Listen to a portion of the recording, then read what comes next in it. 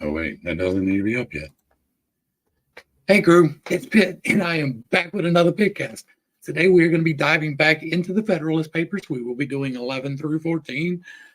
But before we begin, if you don't know what I'm doing here, this is an energetic investment. I do believe that the things that we dwell upon, the things that we speak aloud, become our reality. I firmly believe that that is a very much real thing. And so I'm trying to focus on some of the things that I believe are important. The reasoning behind the Constitution, the actual Constitution itself, the reasons that we have it are all things that are well worth knowing about. They're well worth investing my energy in, and hopefully it's well worth you investing the time and the energy to listen.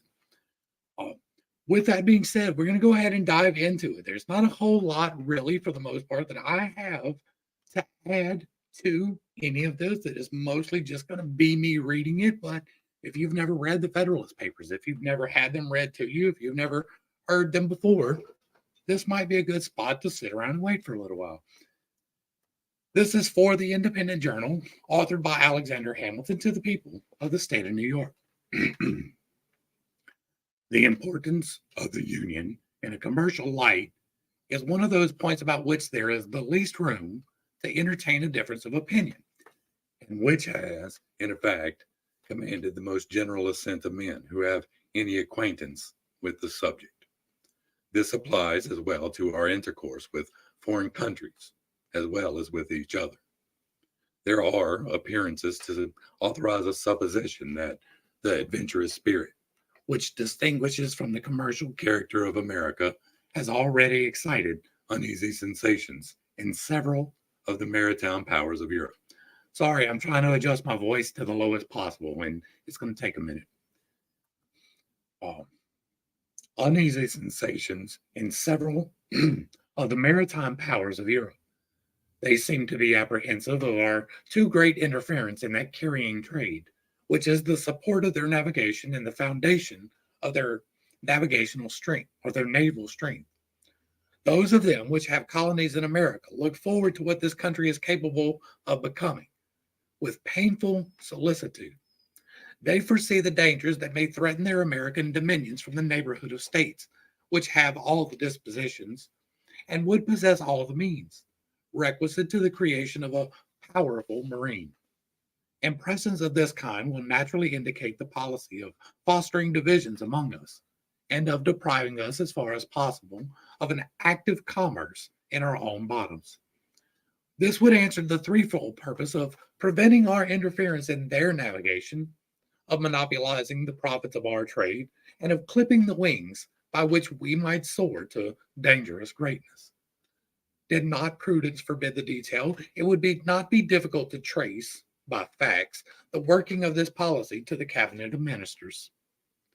If we continue united, we may counteract a policy so unfriendly to our prosperity in a variety of ways by prohibitory regulations extending at the same time throughout the states. We may oblige foreign countries to bid against each other for the privileges of our markets. This assertion will not appear chimerical to those who are able to appreciate the importance of the markets of 3 millions of people, increasing in rapid progression, for the most part exclusively addicted to agriculture, and likely, from local circumstances, to remain so, to any manufacturing nation.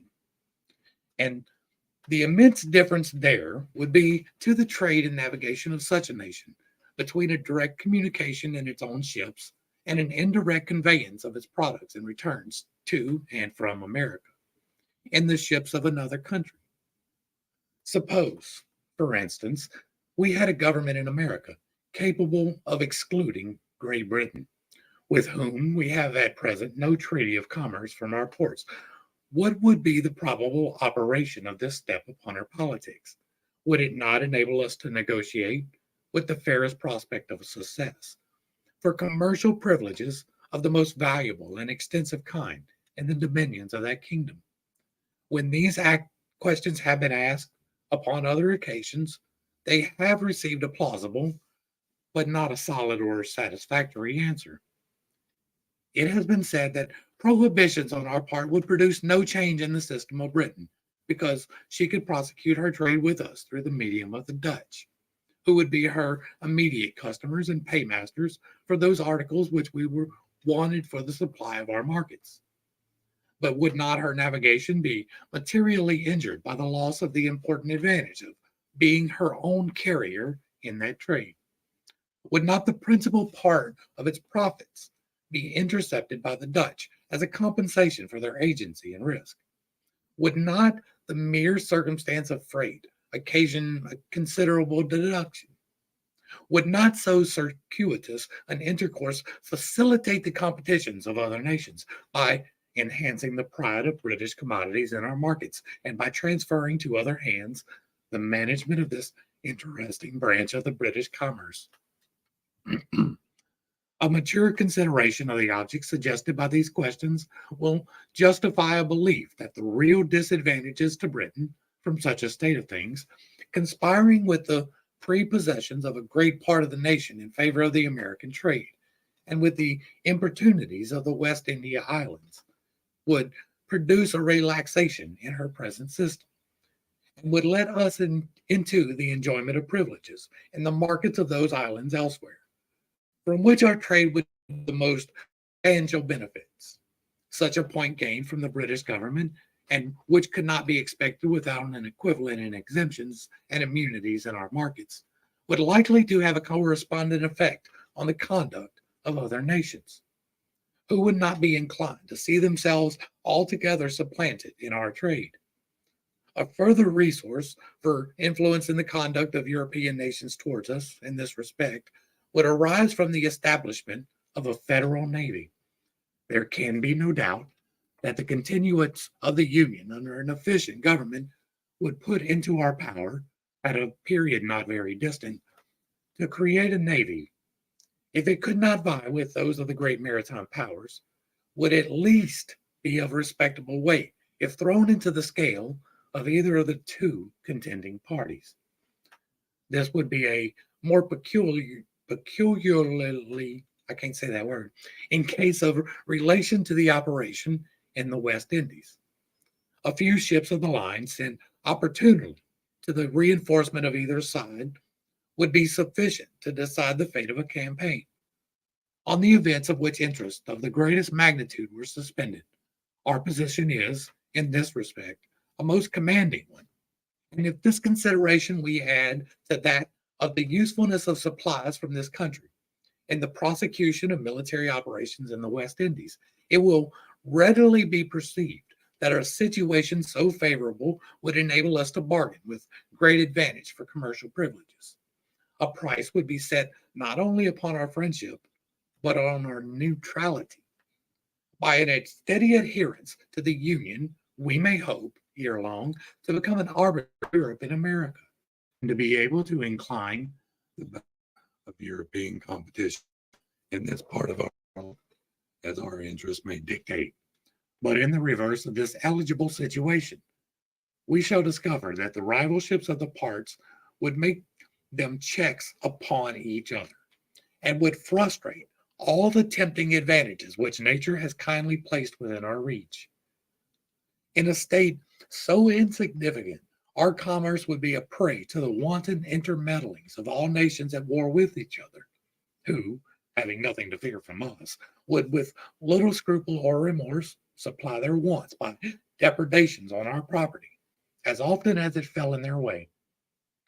The rights of neutrality will only be respected when they are defended by an adequate power. A nation, despicable by its weakness, forfeits even the privilege of being neutral. Under a vigorous national government, the national strength and resources of the country, directed to a common interest, would baffle all the combinations of European jealousy to restrain our growth. This situation would even take away the motive to such combinations by inducing an impracticability of success. An active commerce, an extensive navigation, and a flourishing marine would then be the offspring of moral and physical necessity. We might defy the little arts of the little politicians to control or vary the irresistible and unchangeable course of nature. But in a state of disunion, these combinations might exist and might operate with success. It would be in the power of a maritime nation, availing themselves of our universal impotence, to prescribe the conditions of our political existence.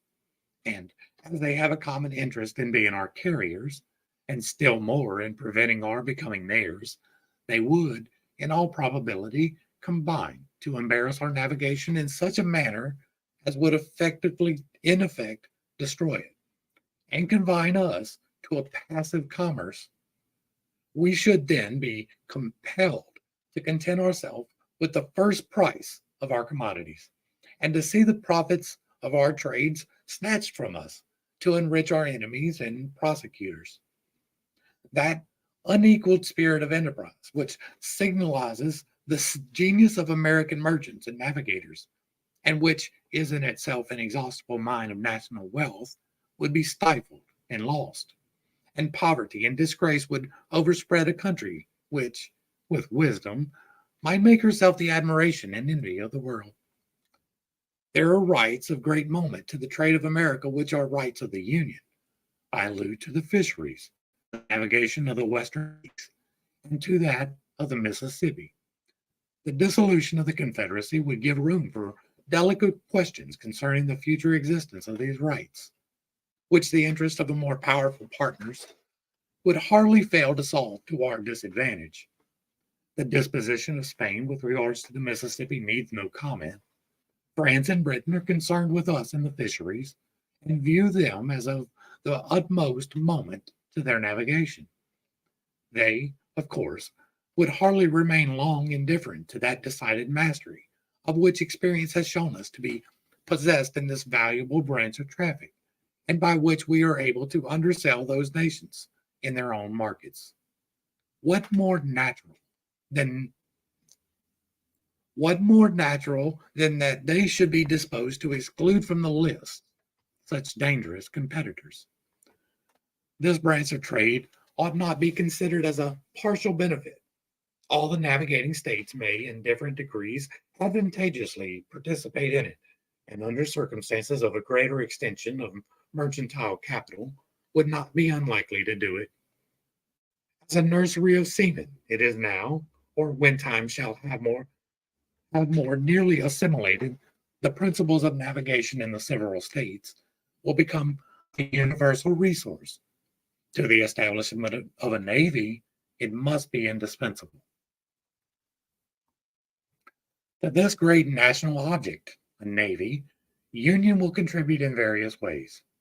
Every institution will grow and flourish in proportion to the quantity and extent of the means concentrated towards its formation and support. A navy of the United States, as it would embrace the resources of all, is an object far less remote than a navy of any single state or partial confederacy, which would only embrace the resources of a single part.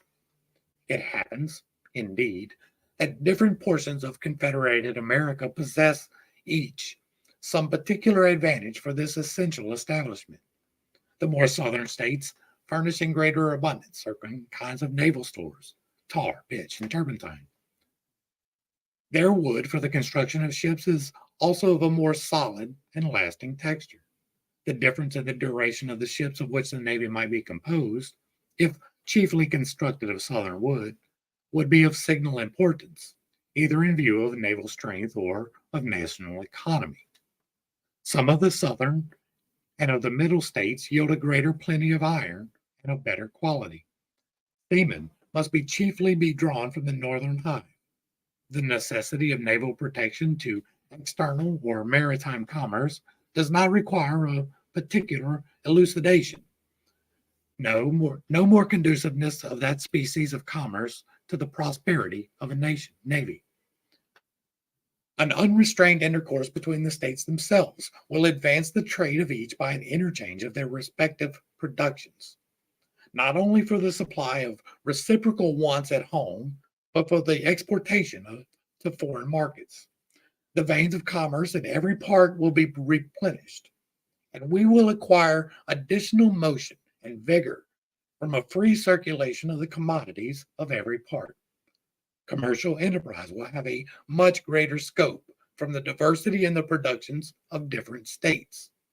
When the staple of one fails from a bad harvest or unproductive, it can its aid the staple of another. The variety, not less than the value, of products for exportation contributes to the activity of foreign commerce.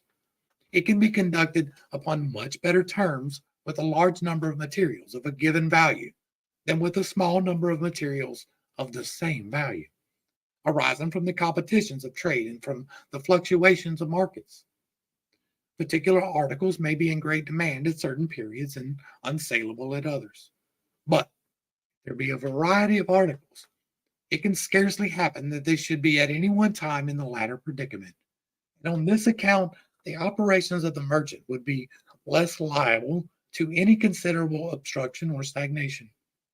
The speculative trader will at once perceive the force of these observations and will acknowledge that the aggregate balance of the commerce of the United States would bid fair to be much more favorable than that of the 13 states without union or with partial union. It may, perhaps, be replied to this that whether the states are united or disunited, there would be an intimate intercourse between them, which would answer the same ends. This intercourse would be fettered, uninterrupted, and narrowed by a multiplicity of causes, which, in the course of these papers, have been amply detailed. A unity of commercial as well as political interests can only result from a unity of government. There are other points of view in which this subject might be placed, of a striking or animating kind, but they would lead us too far into the regions of futurity and would involve topics not proper for a newspaper discussion. I shall briefly observe that our situation invites and our interests prompt us to aim at an ascendant in the system of American affairs. The world may politically as well as geographically be divided into four parts, each having a distinct set of interests. Unhappily for the other three, Europe, by her arms and by her negotiations, by force and by fraud, has, in different degrees, extended her dominion over them all. Africa, Asia, and America have successively felt her domination. The superiority she has long maintained has tempted her to plume herself as the mistress of the world and to consider the rest of mankind as created for her benefit.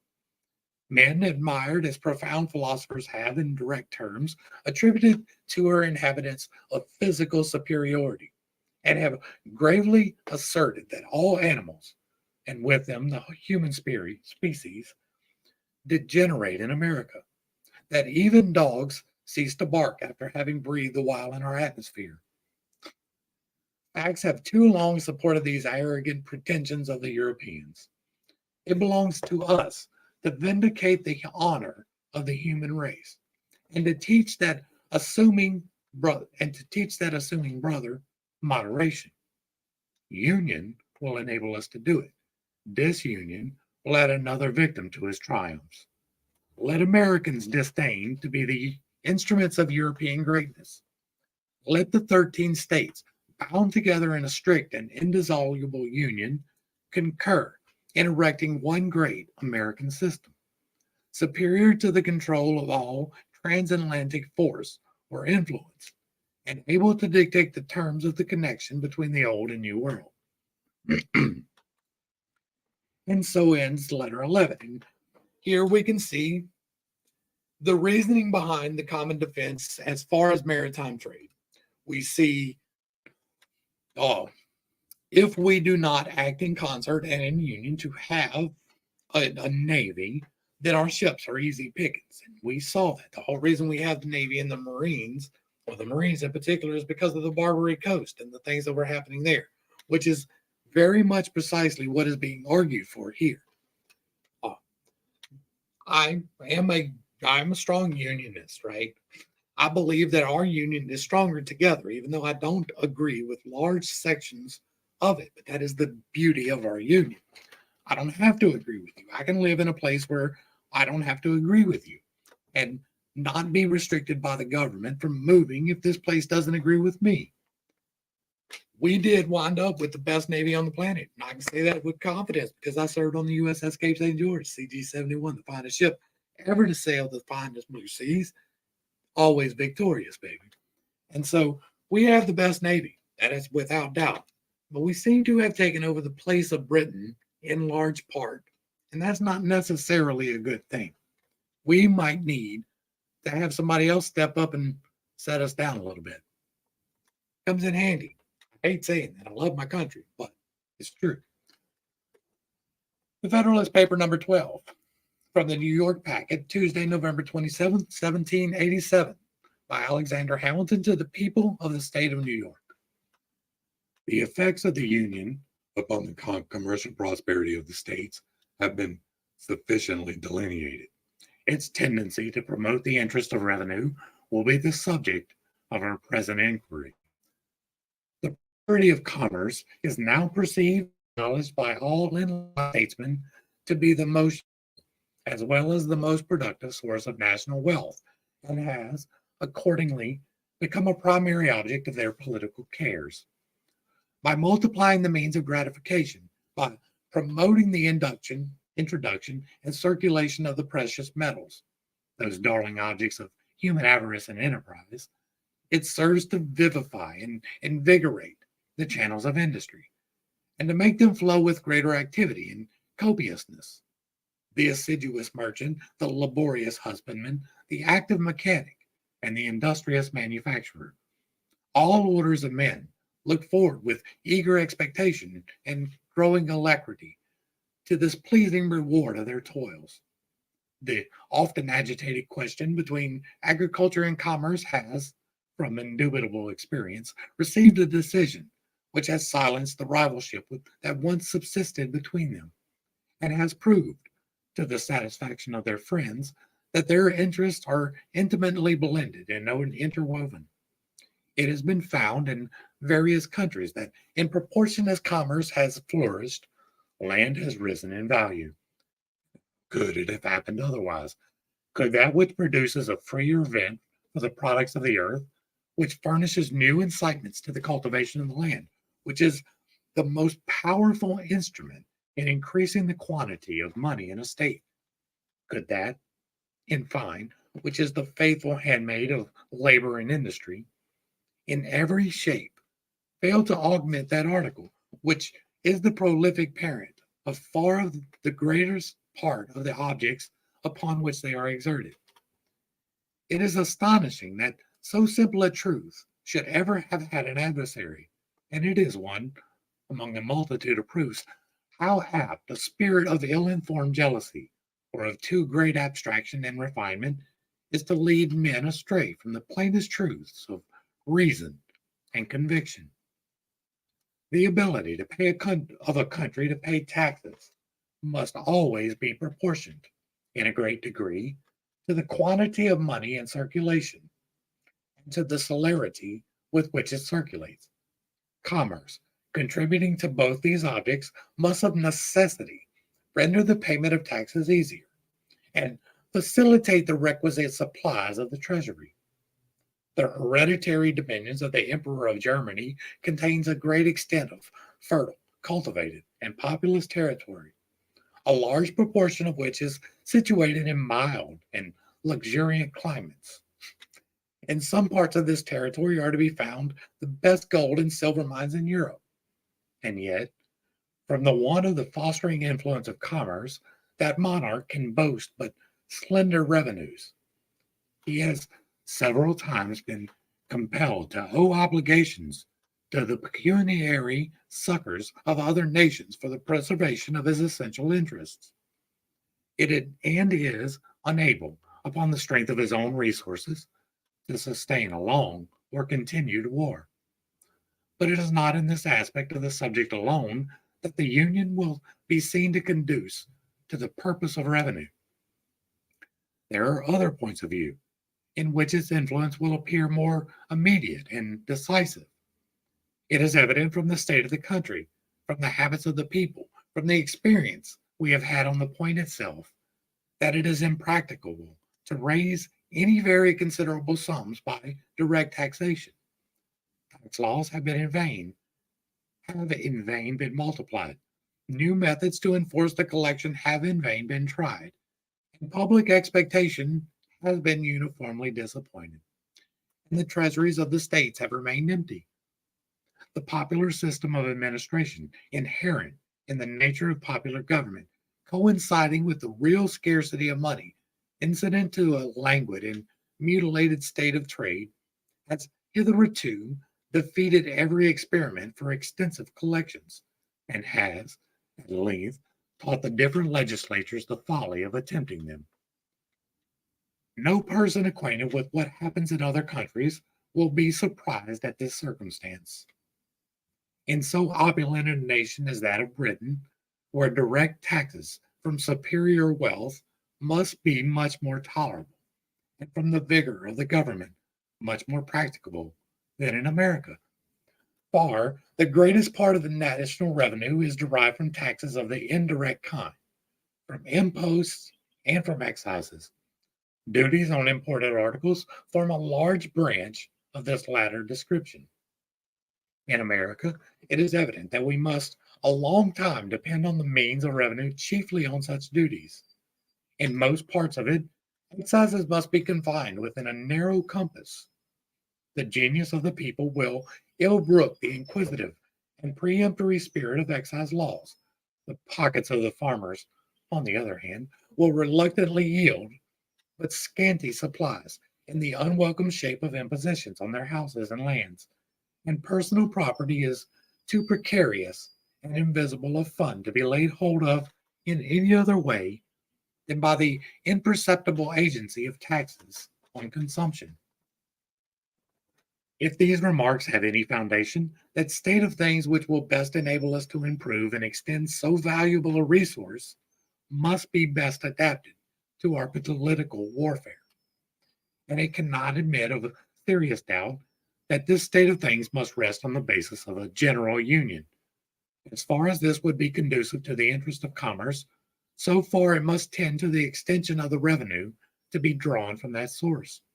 As far as it would contribute to rendering regulations for the collection of the duties more simple and efficacious, so far it must serve to answer the purposes of making the same rate of duties more productive, and of putting it into the power of the government to increase the rate without prejudice to trade. The relative situation of these states, the number of rivers with which they are intersected, and the bays that wash their shores, the facility of communication in every direction, the affinity of language and manners, the familiar habits of intercourse. All of these are circumstances that would conspire to render an illicit trade between them a matter of little difficulty, and would ensure frequent evasions of the commercial regulations of each other. The separate states or confederacies would be necessitated by mutual jealousy to avoid the temptations to that kind of trade by the lowness of their duties. The temper of our governments for a long time to come would not permit those rigorous precautions by which the European nations guard the avenues into their respective countries, as well by land as by water, in which even are found sufficient obstacles to the advanced strategies of avarice. In France, there is an army of patrols, as they are called, constantly employed to secure their fiscal regulations against the inroads of the dealers in contraband trade. Mr. Neckar computes the number of these patrols at upwards of 20,000. This shows the immense difficulty in preventing that species of traffic. Where there is an inland communication, and places in a strong light the disadvantages with which the collection of duties in this country would be encumbered. If by disunion the states should be placed in a situation with respect to each other, resembling that of France with respect to her neighbors, the arbitrary and vexatious powers with which the patrols are necessarily armed would be intolerable in a free country. If, on the contrary, there be but one government pervading all the states, there will be, as to the principal part of our commerce, but one side to guard, the Atlantic coast. Vessels arriving directly from foreign countries, laden with valuable cargoes, would rarely choose to hazard themselves to the complicated and critical perils which would attend attempts to unlade prior to their coming into port. They would have to dread both the dangers of the coast and of detection, as well after as before their arrival at the places of their final destination. An ordinary degree of vigilance would be competent to the prevention of any material infractions upon the rights of revenue. A few armed vessels, judiciously stationed at the entrance to our ports, might, at a small expense, be made useful sentinels of the law, and the government, having the same interest to provide against violations everywhere, the cooperation of its measures in each state would have a powerful tendency to render them ineffectual. Here also we should preserve the Union, an advantage which nature holds out to us, and which would be relinquished by separation. The United States lie at a great distance from Europe, and at a considerable distance from all other places with which they would have extensive connections of foreign trade. The passage from them to us, in a few hours or in a single night, as between the coast of France and Britain and of other neighboring nations, would be impracticable. There is a prodigious security against a direct contraband with foreign countries, but a circuitous contraband to one state through the medium of another would be both easy and safe. The difference between a direct importation from abroad and an indirect importation through the channel of a neighboring state in small parcels, according to time and opportunity, with the additional facilities of inland communication, must be palpable to every man of discernment. It is therefore evident that one national government would be able, at much less expense, to extend the duties on imports beyond comparison. Further, it would be practicable to the states separately or to any partial confederacies. Hitherto, I believe it may be safely asserted that these duties have not, upon an average, exceeded in any state 3%.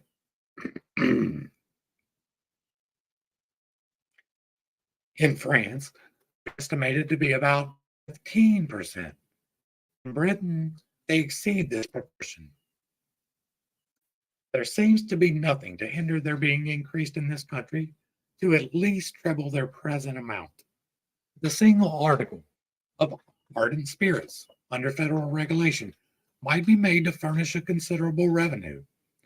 Upon a ratio to the importation into this state, the whole quantity imported in the United States may be estimated at 4 millions of gallons, which, at a shilling per gallon, would produce 200,000 pounds. That article would well bear this rate of duty, and if it should tend to diminish the consumption of it, such an effect would be equally favorable to the agriculture, to the economy, to the morals, and to the health of the society. There is, perhaps, nothing so much a subject of national extravagance as these spirits. Syntax, huh? What will be the consequence if we are not able to avail ourselves of the resource in question in its full extent? A nation cannot a nation cannot long exist without revenues. Destitute of this essential support, it must resign its independence and sink into the degraded conditions of a province. This is an extremity to which no government will of choice accede. Revenue, therefore, must be had at all events.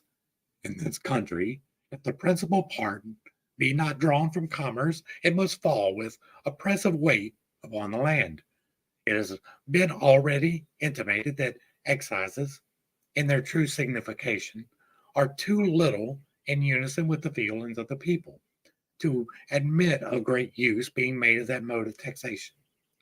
Nor, indeed, in the states where almost the sole employment is agriculture, are the objects proper for excise sufficiently numerous to permit very ample collections in that way.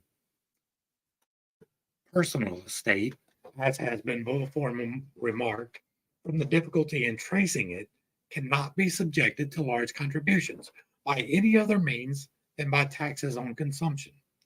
In populous cities, it may be enough the subject of conjecture to occasion the oppression of individuals without much aggregate benefit of the state, but beyond these circles it must, in great measure, escape the eye and hand of the tax gatherer, as the necessities of the state, nevertheless, must be satisfied in some mode or another. The defects of other resources must throw away the principal weight of public burdens on the possessors of the land.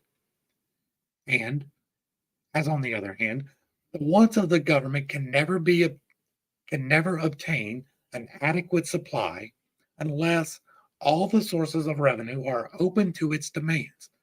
The finances of the community, under such embarrassments, cannot be put into a situation consistent with its respectability or its security. Thus, we shall not even have the consultations of a full treasury to atone for the oppression of that valuable class of citizens who are employed in the cultivation of the soil. But public and private distress will keep pace with each other in the gloomy concert, and unite in deploring the infatuation of those councils which led to disunion. And so ends Federalist Paper 12. And in this one, we get to see the benefits of having a union to keep contraband away, the benefits of enforcing your border, because without a border, then you really don't have a land. And if you don't have a land, you're not really doing anything. The benefits of taxation. And it's interesting to note here that a lot of people like to get tied up on income taxes unconstitutional. Well, the only reason it's not in the Constitution, as described right here in Federalist Paper number 12, is because they didn't have a way of keeping track of just how much property you had or just how much income you were getting. And because they did not have a means of obtaining that, then the best means was through sales tax. But it didn't say anything about it being immoral. It's not. It's not immoral. We are definitely overtaxed, but that is more because of our citizens being lazy. That our governmental representatives are subject to us. We are the rulership and they are the subjects. They are supposed to be doing the things we want them to do. They're supposed to be taking care of our roads and ensuring a great education for our children. But that's not what happens. Instead, we send unthinkable amounts of money to foreign wars to kill people. And that should not have been our purpose.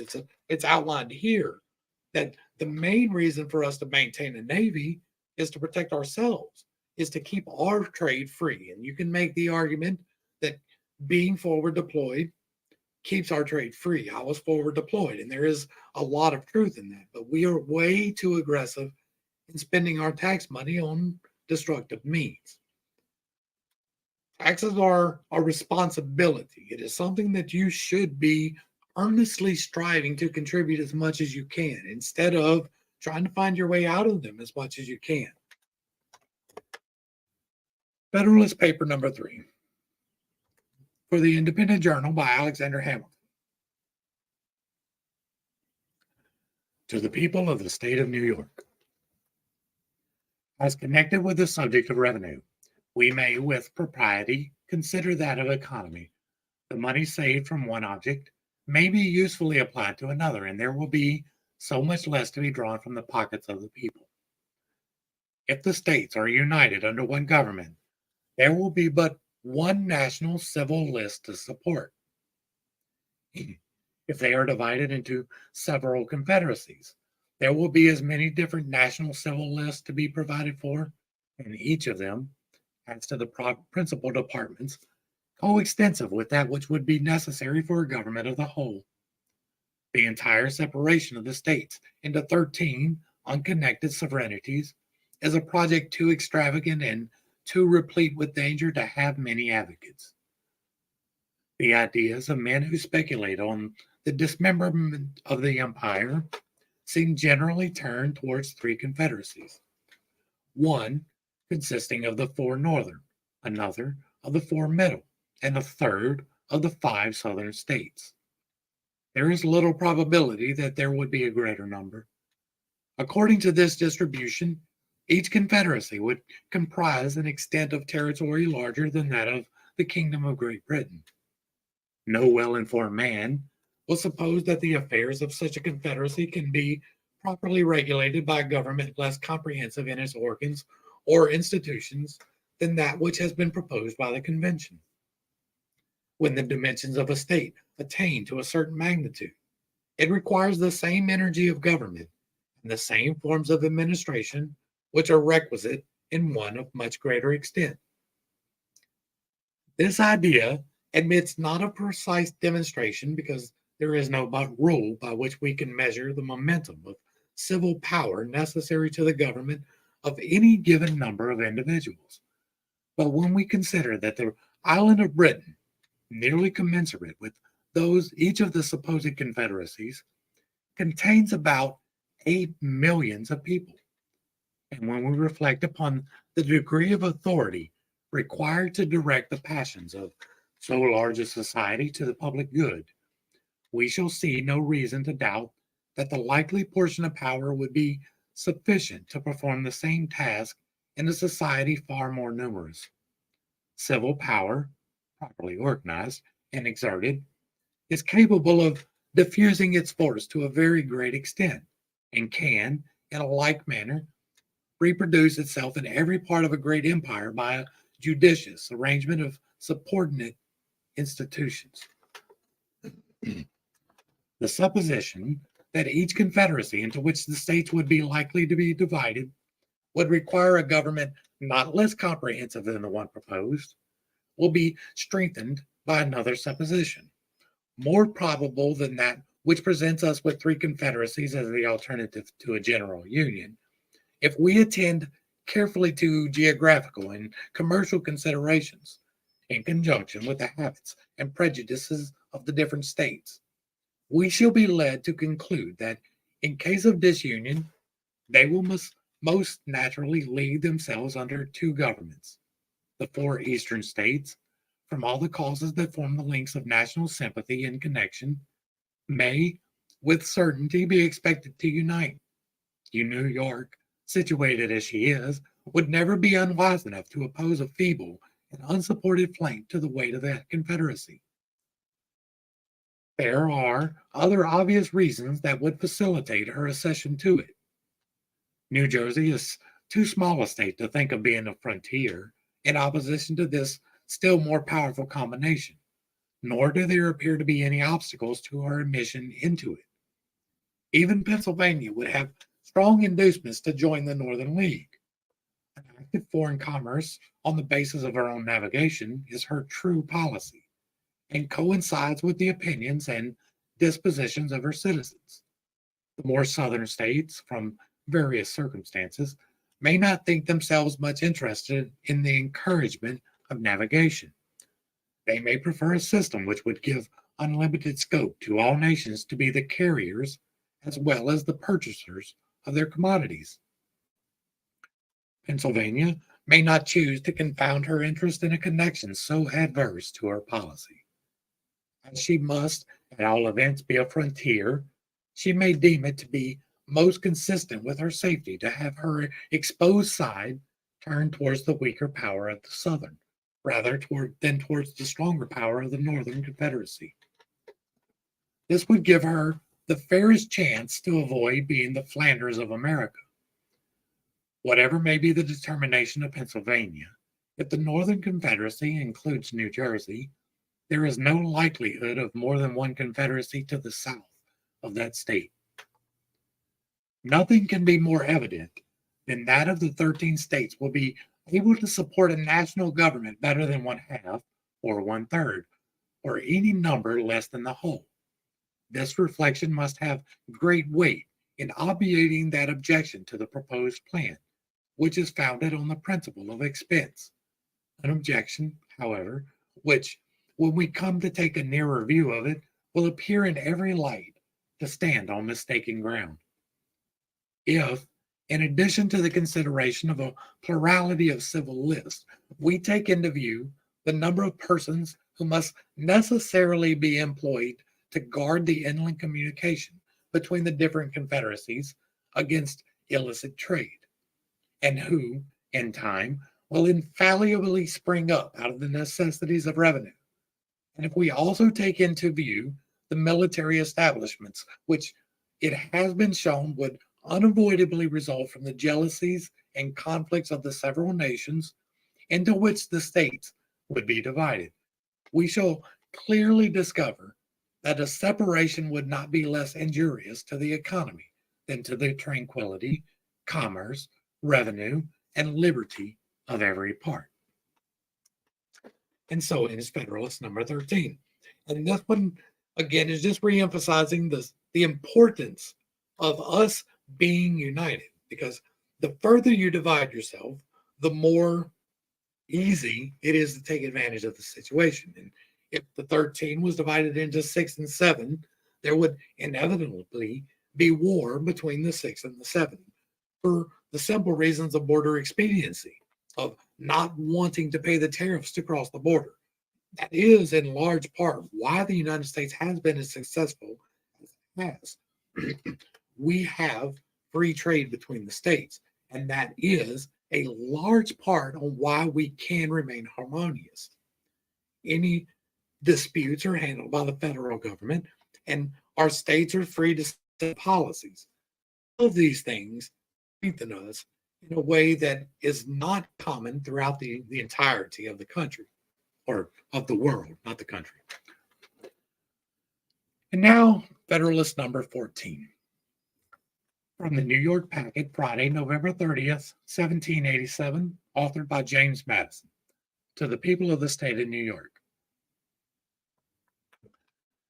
We have seen the necessity of the Union as our bulwark against foreign danger, as the conservator of peace among ourselves, as the guardian of our commerce and other common interests, as the only substitute for those military establishments which have subverted the liberties of the old world, and as the proper antidote for the diseases of faction, which have proved fatal to other popular governments, and of which alarming symptoms have been betrayed by our own. All that remains within this branch of our inquiry is to take notice of an event that may be drawn to a greater extent of country which the Union embraces. A few observations on this subject will be more proper, as it is perceived that the adversaries of the new Constitution are availing themselves of the prevailing prejudice with regard to the practicable sphere of Republican administration, in order to supply, by imaginary difficulties, the want of those solid objections which they endeavor in vain to find. The error which limits Republican government to a narrow district has been unfolded and refuted in preceding papers. Mark here only that it seems to owe its rise and prevalence chiefly to the confounding of a republic with a democracy, applying to the former reasonings drawn from the nature of the latter. The true distinction between these forms was also adverted to on a former occasion. It is that in a democracy, the people meet and exercise the government in person. In a republic, they assemble and administer it by their representatives and agents. A democracy, consequently, will be confined to a small spot. A republic may be extended over a large region.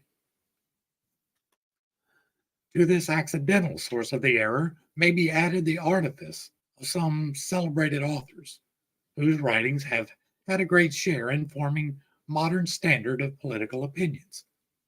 Being subjects either of an absolute or limited monarchy, they have endeavored to heighten the advantages or palliate the evils of those forms by placing in comparison the vices and defects of the republican, and by citing as specimens of the latter the turbulent democracies of ancient Greece and modern Italy. Under the confusion of names, it has been an easy task to transfer to a republic observations applicable to a democracy only, and among others, the observation that it can never be established but among a small number of people living within a small compass of territory.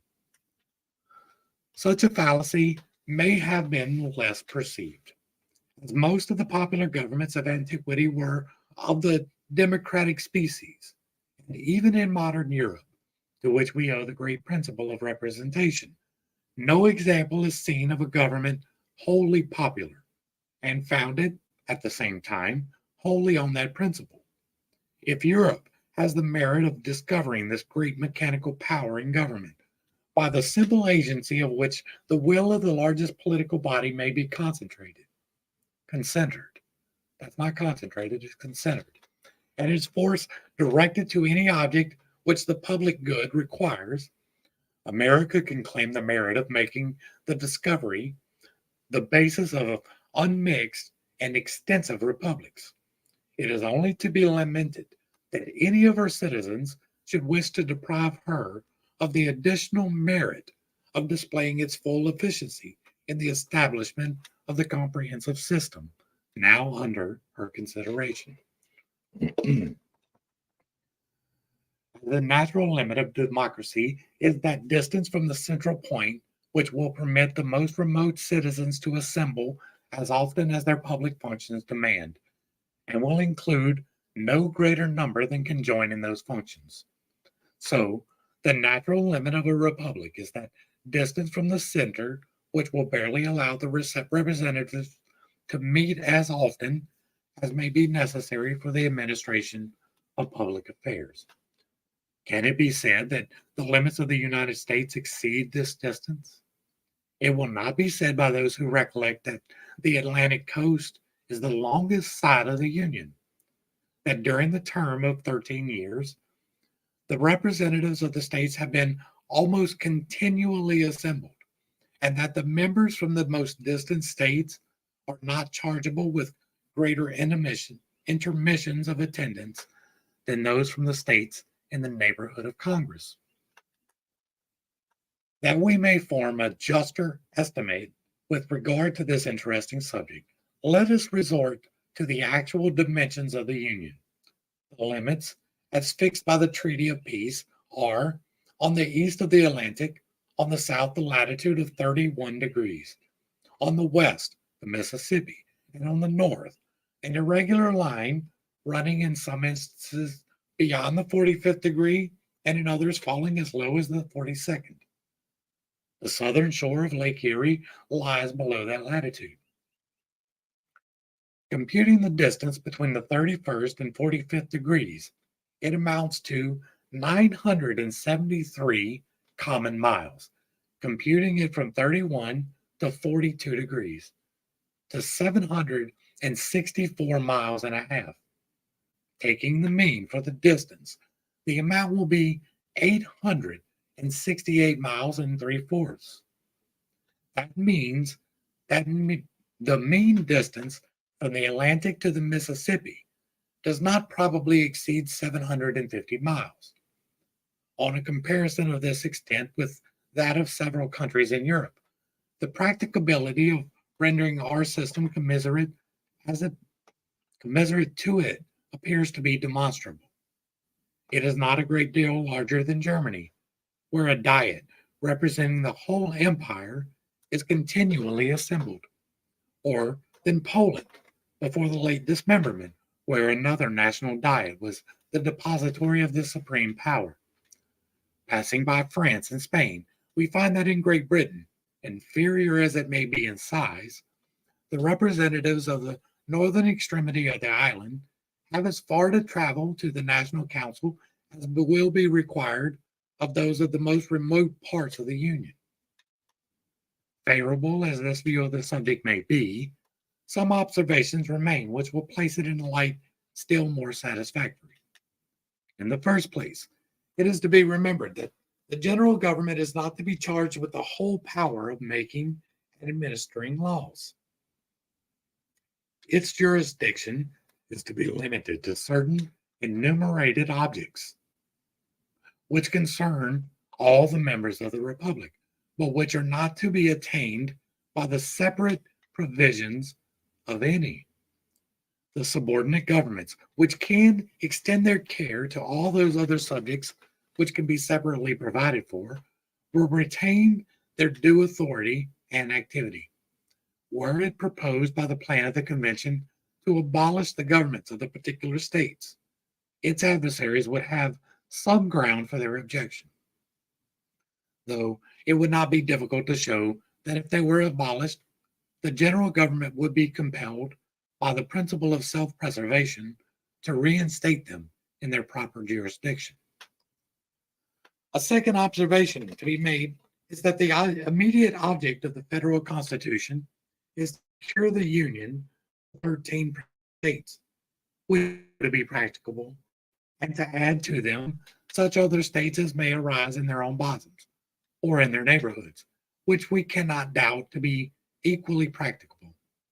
The arrangements that may be necessary for those angles and fractions of our territory which lie on our northwestern frontier must be left to those whom further discoveries and experience will render more equal to the task.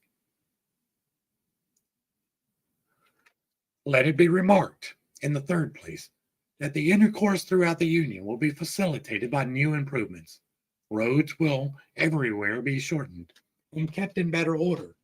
Accommodations for travelers will be multiplied and ameliorated, and interior navigation to our eastern side will be open throughout, or nearly throughout, the whole extent of the 13 states. The communication between the western and Atlantic districts and between different parts of each will be rendered more and more easy by those numerous canals and with which the beneficence of nature has intersected our country, and which art finds it so little difficult to connect and complete. A fourth and still more important consideration is that almost every state will, on one side or another, be frontier, and will thus find, in regard to its safety, an inducement to make some sacrifices for the sake of the general protection.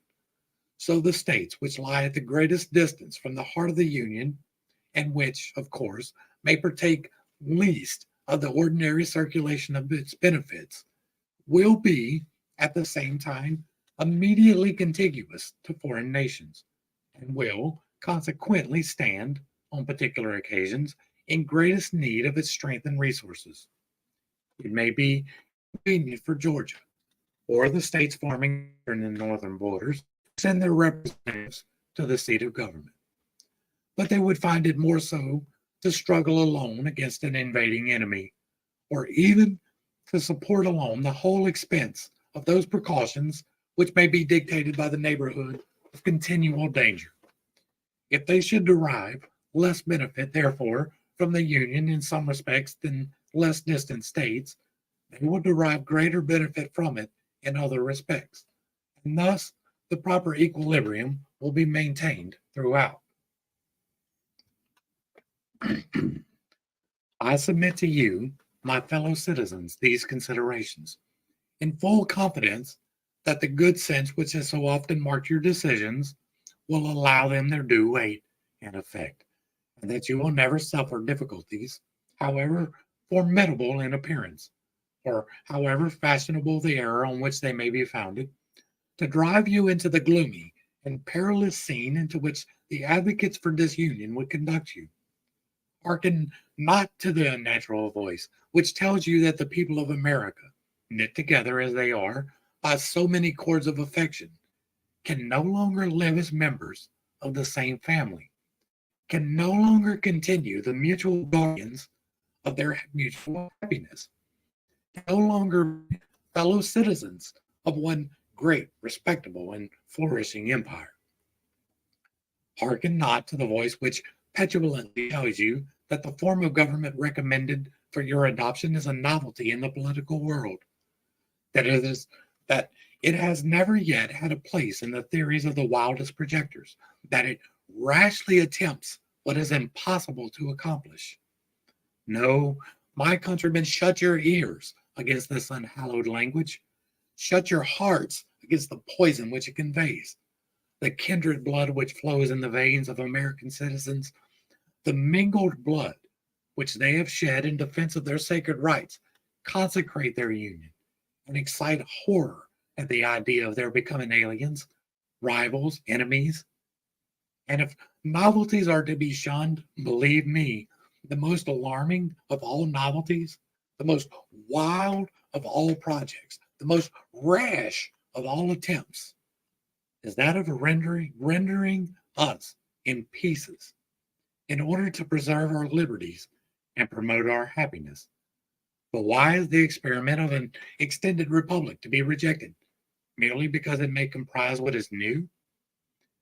Is it not the glory of the people of America that, whilst they have paid in regard to the opinions of former times and other nations, they have not suffered a blind veneration for antiquity, for custom, or for names, to overrule the suggestions of their own good sense, the knowledge of their own situation, and the lessons of their own experience? To this manly spirit, posterity will be indebted for the possession, and the world for the example, of the numerous innovations displayed on the American theater in favor of private rights and public happiness. No important step been taken by the leaders of the revolution for which a precedent could not be discovered, government established which an exact model did not present itself. The people of the United States might, at this moment, have been numbered among those melancholy victims of misguided counsels, must, at best, have been laboring under the weight of some of those forms which have crushed the liberties of the rest of mankind. Happily for America, happily, we trust, for the whole human race, they pursued a new and more noble course. They accomplished a revolution which has no parallel in the annals of human society. They reared the fabrics of government which have no model on the face of the globe. They formed the design of a great confederacy, which is incumbent on their successors to improve and perpetuate. If their works betray imperfections, we wonder at the fewness of them. If they erred most in the structure of the Union, this was the work most difficult to be executed. This is the work which has been new modeled by the act of your convention. And it is that act which you are now to deliberate and to decide.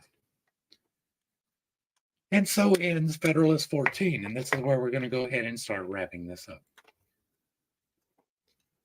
Again, we get the reiteration that we are stronger together, and that has been proven to be true. We have our flaws, we have our different disagreements, we have things that we don't necessarily see eye to eye on, but that's the beauty of our system, is that we can still live together. We can still function together. We can still come to the national aid and defense. We can still ensure our open borders. We're in danger of that disappearing now just as much as they were then, and for the same reason. There are people wanting to enact a democracy, and that is remarkably foolish. A democracy is being ruled by the will of the people, and people are dumb. Individual people can have intelligence, but as an aggregate, people are not smart. They go with any wind, wherever the wind may happen to blow them, and that is not smart. It is not smart to jump on the bandwagon and make policy decisions based upon that. That's why we have a Senate, so that will have to be, by necessity, slower. Congress is meant to be fast. The Senate is meant to be slow. And that is so we can have the ability to act and to change while still maintaining conservatism and not changing too much at once. These are things that we need to take into consideration today, because there is a push to dissolve our union. One of the reasons why I'm doing this is to invest my energy into the reasons that we have for this union. We have a multitude of reasons, and they are good. We have reasons to break apart. They are not so good. Most of the reasons will not matter in 50 years. And that is a true statement. You can feel free to fact check me in 50 years. Hopefully I brought a little bit of enlightenment and not too much confusion to a somewhat difficult topic. I understand that my way of view does not have to be your way of viewing it. I hope that we agree on the strength of the union. I hope that we agree that we have done fairly well. We are currently overstepping our bounds. That is our main problem. If we were not overstepping our bounds, then we would probably be in a much better place. For those of you who have hung around this long, thank you, because part of this, in addition to investing my energy, is vocal therapy. My voice, like the thing in my throat that was holding me back, is gone. But my vocal cords are a little bit wonky still. They still need to be strengthened. And part of this is vocal therapy. That's why I try to talk on the deeper end of my voice and why it wavers so much. And if you hung through all of that, I appreciate it. I'm just trying to get my 10,000 hours in. To the crew, thanks for hanging out. I appreciate every single minute that you are here with me. And I am praying for you every single day. Until next time, I love you. God loves you. You are perfect, whole, and complete just the way that you are. And this has been Pitt State. Peace.